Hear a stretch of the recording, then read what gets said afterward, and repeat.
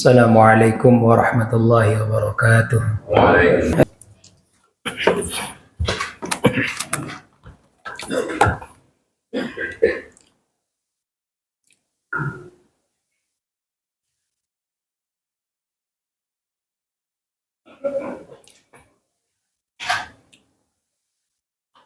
Alhamdulillahi rabbil alamin. Wabihi nasta'inu ala umurid dunya waddin. Wassalatu wassalamu ala ashrafil anbiya'i wal mursalin. Nabiyyina Muhammadin sallallahu alaihi wasallam wa ala alihi wa ashabihi wattabi'in.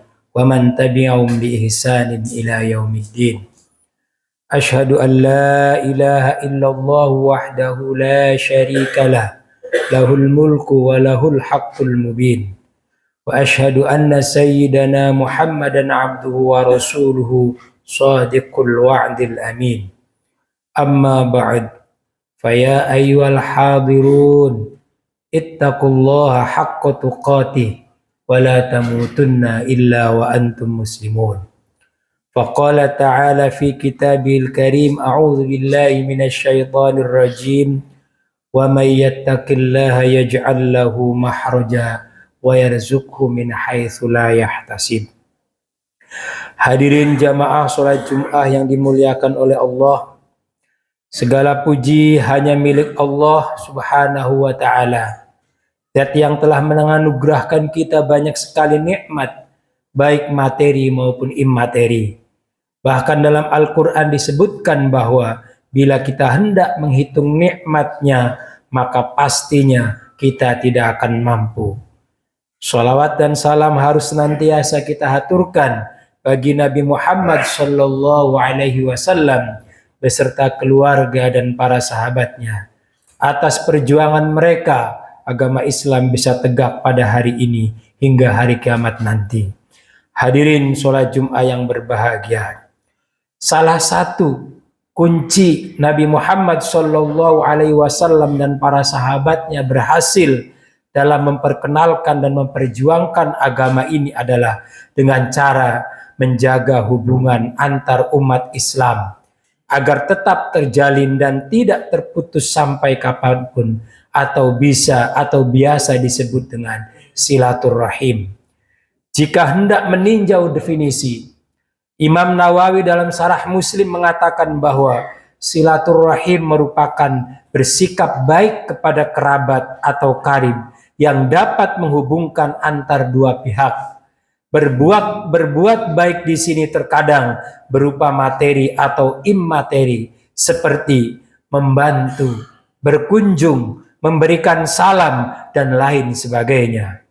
Adapun yang dimaksud dengan kerabat atau karib di sini bisa berwujud sanak saudara atau nasab, tetangga, teman, serta kolega.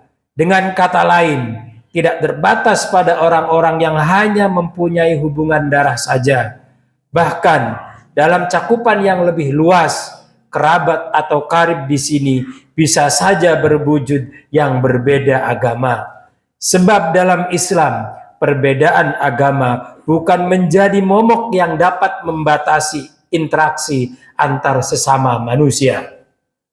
Dengan demikian, silaturahim dalam ajaran Islam adalah ditunjukkan untuk menciptakan sebuah masyarakat yang rukun, guyub, dan akur. Interaksi di antara sama terjalin dengan baik sehingga praktik-praktik sosial yang terjadi sangat tentram dan damai. Namun, bukan berarti Islam tidak menyadari perbedaan selaku sebuah keniscayaan, termasuk perbedaan pandangan. Dalam Al-Quran telah ditegaskan bahwa Allah Subhanahu wa Ta'ala menciptakan manusia dengan keragaman, dengan keberagaman. Dalam surah Ar-Rum ayat 22 Allah berfirman, A'udzu billahi minasyaitonir rajim. Wa min ayatihi khalqus samawati wal ardi wa ikhtilafu alsinatikum wa alwanikum inna fi dzalika laayatil lil alamin. Yang artinya, di antara tanda-tanda kekuasaannya adalah penciptaan langit dan bumi yang berlain-lain. bahasa dan warna kulit kalian, sungguhnya pada yang demikian itu benar-benar terdapat tanda-tanda bagi orang-orang yang mengetahui. Ayat ini memang tidak secara gamblang mengatakan perbedaan pandangan. Namun, perbedaan kedua aspek pada ayat tersebut menjadi simbol dari perbedaan banyak aspek, termasuk pandangan yang berbeda. Sebab setiap manusia pasti mempunyai wawasan, informasi, dan faktor eksternal lainnya yang berbeda dengan manusia lainnya. Begitu juga dalam pandangan-pandangan yang lainnya yang syarat dengan kepentingan yang mengakibatkan jurang perbedaan semakin terlihat jelas seperti pandangan-pandangan dalam politik.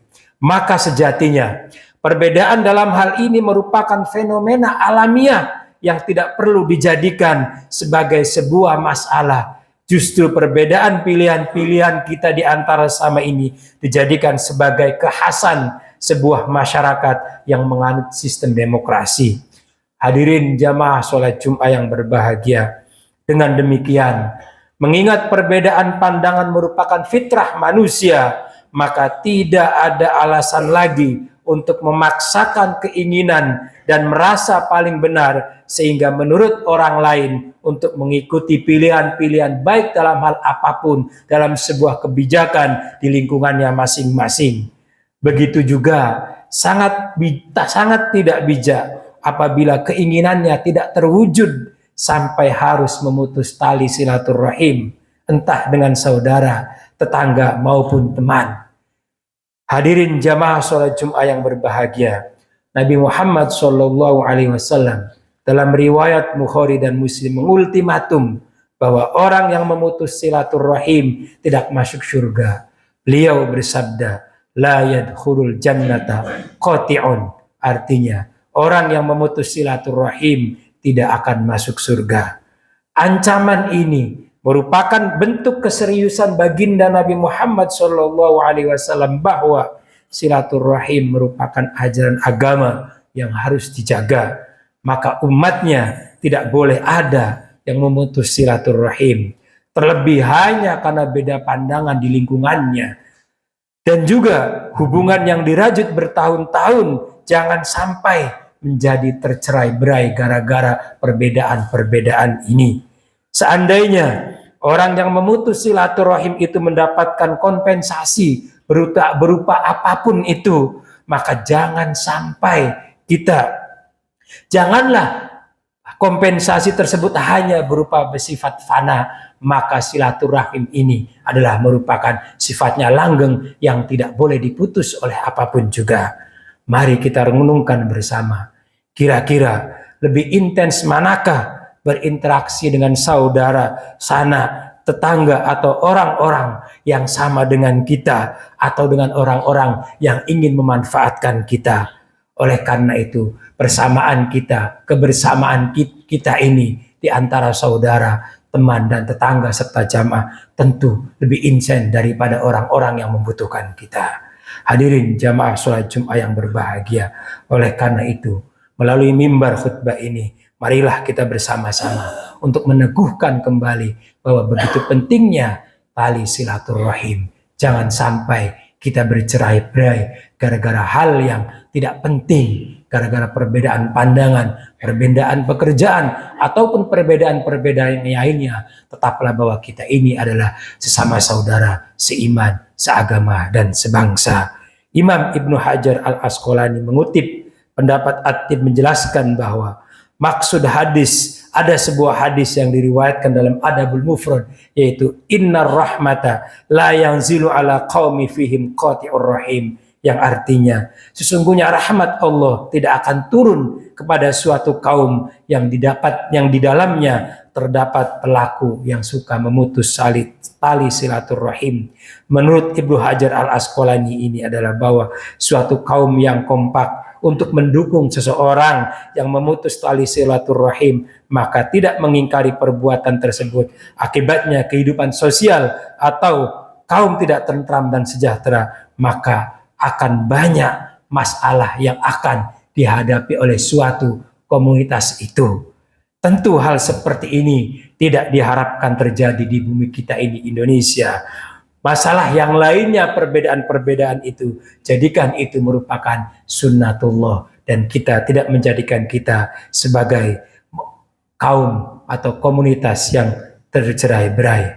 Silaturahim yang senantiasa terjalin di tengah perbedaan itu menjadi perekat dalam merawat kerukunan dan perdamaian bersama. Mudah-mudahan Allah Subhanahu wa Ta'ala memberikan kepada kita kekuatan untuk terus menjaga tali silaturahim ini, terutama di bulan yang sangat mulia ini. Setelah kita menjalankan ibadah puasa selama sebulan penuh, kemudian dosa-dosa kita setelah kita menjalankan ibadah puasa diampuni oleh Allah Subhanahu wa Ta'ala, dan kita bersilaturahim terus sampai akhir hayat nanti. Amin ya rabbal alamin. Wa qur rabbighfir warham wa anta khairur rahimin. Allahumma salli ala Sayyidina Muhammad wa ala ali Sayyidina Muhammad.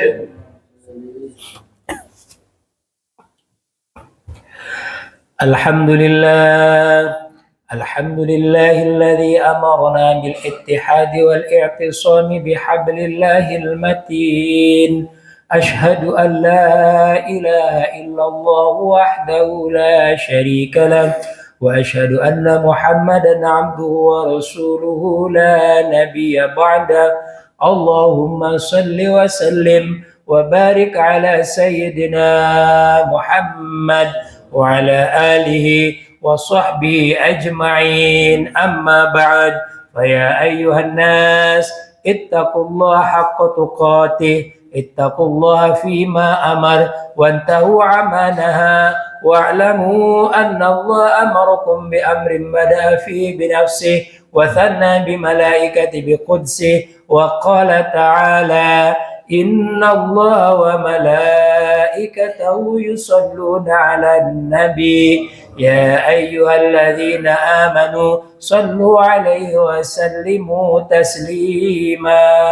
اللهم اغفر للمؤمنين والمؤمنات والمسلمين والمسلمات الأحياء منهم والأموات. اللهم انصر من نصر الدين واخذل من خذل المسلمين ودمر أعداء الدين وعلي كلماتك إلى يوم الدين. ربنا ظلمنا أنفسنا وإن لم تغفر لنا وترحمنا لنكونن من الخاسرين. ربنا آتنا في الدنيا حسنة وفي الآخرة حسنة وقنا عذاب النار. عباد الله، إن الله يأمركم بالعدل والإحسان وإيتاء ذي القربى وينهى عن الفحشاء والمنكر والبغي يعظكم لعلكم تذكرون ولذكر الله أكبر. أقيموا الصلاة.